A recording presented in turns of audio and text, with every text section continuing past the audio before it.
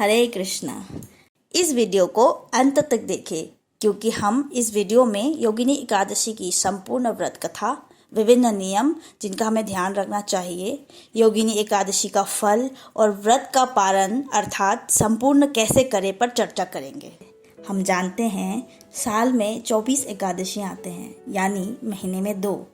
आज हम आषाढ़ महीने के कृष्ण पक्ष में आने वाली एकादशी के बारे में बात करेंगे। आषाढ़ महीना अंग्रेजी के जून जुलाई महीने में आता है। इस एकादशी का नाम योगिनी है।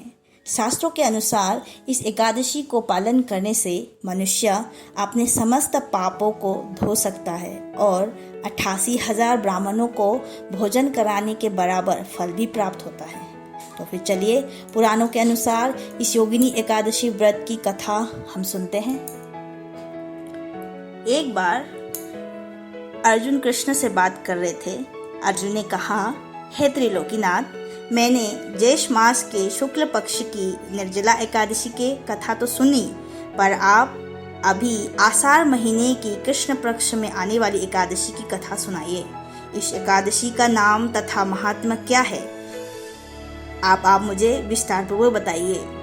तब श्री कृष्ण ने कहा, हे पांडुपुत्र, आषाढ़ मास की कृष्ण पक्ष की एकादशी का नाम योगिनी एकादशी है। इसके व्रत से सभी पाप नष्ट हो जाते हैं। यह व्रत इस लोक में भोग तथा परलोक में मुक्ति देने वाला है। हे अर्जुन, ये एकादशी तीनों लोकों में प्रसिद्ध है। इसके व्रत से सभी पाप नष्ट हो जाते हैं। तुम्हें मैं पुराणों में वर्णित कथा सुनाता हूँ, ध्यानपूर्वक श्रवण करो। ब्रह्मवैवर्त पुराण में एक कथा आती है जहाँ कुबेर नाम का एक राजा अलकापुरी नाम की एक नगरी में राज करता था।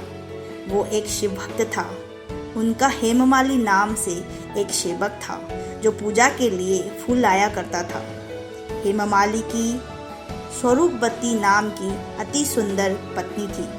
एक दिन वो मानसरोवर से पुष्प लेकर आया, किंतु कामासक्त होने के कारण पुष्पों को रखकर अपनी स्त्री के साथ रमन करने लगा। इस भोग विलास में दोपहर हो गई।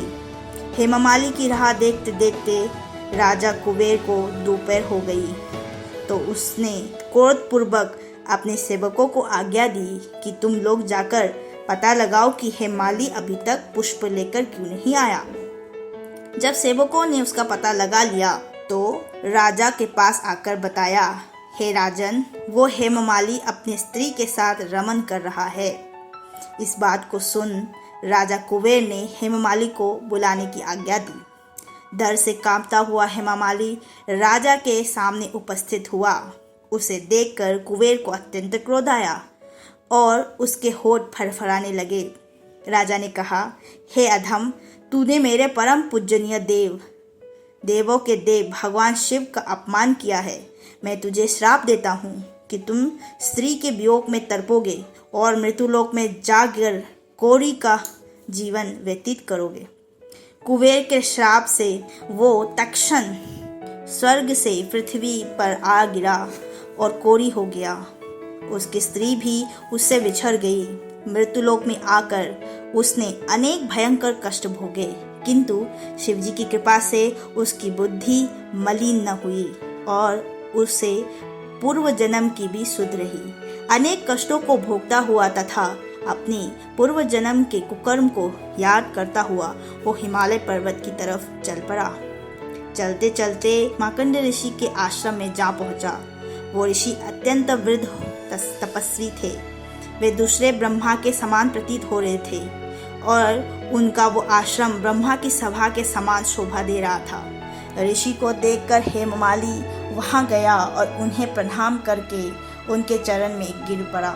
हेममाली को देखकर मार्कंडेय ऋषि ने कहा, तूने कौन से निकृष्ट कर्म किए हैं जिससे तू कोढ़ी हुआ और भयानक कष्ट भोग रहा है।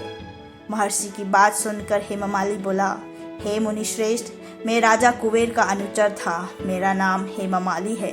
मैं प्रतिदिन मानसरोवर से फूल लाकर शिव पूजा के समय कुबेर को दिया करता था।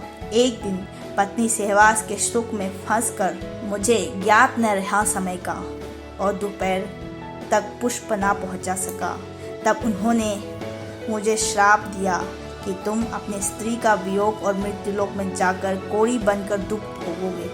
इस कारण मैं कोढ़ी हो गया हूँ और पृथ्वी पर आकर भयंकर कष्ट भोग रहा हूँ। अतः कृपा करके आप कोई ऐसा उपाय बतलाए जिससे मेरी मुक्ति हो। मार्कंड ऋषि ने कहा, हे हेममाली, तूने मेरे सम्मुख सत्य वचन कहे हैं, इसलिए मैं तेरे उद्धार के लिए एक व्रत बताता हूँ। यदि तुम आषाढ़ महीने के कृष्ण पक्ष की योगिनी नामक एकादशी का विधान पूर्वक व्रत करोगे तो तब तो आपके सभी पाप नष्ट हो जाएंगे।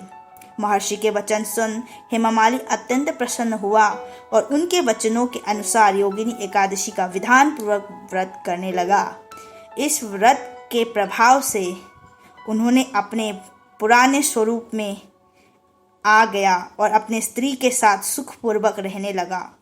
हे राजन, इस योगिनी एकादशी की कथा का फल 88 सहस्र ब्राह्मण को भोजन कराने के बराबर है। इसके व्रत से सभी पाप नष्ट हो जाते हैं और अंत में मोक्ष प्राप्त करके प्राणी उच्च लोकों में जाते हैं।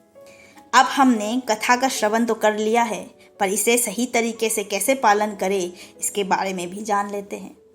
एकादशी से एक दिन पहले यानी दशमी के दिन से ही व्रत की तैयारी करनी चाहिए। जैसे दशमी के दिन यानी एक दिन पहले रात को भोजन सूर्यास्त से पहले ग्रहण करना चाहिए, यानी शाम के 7-8 बजे से पहले, और जल्दी विश्राम करना चाहिए। अगले दिन एकादशी वाले दिन सुबह ब्रह्म मुहूर्त में उठकर भगवान की मंगला आरती करके हरिनाम का जप करना चाहिए।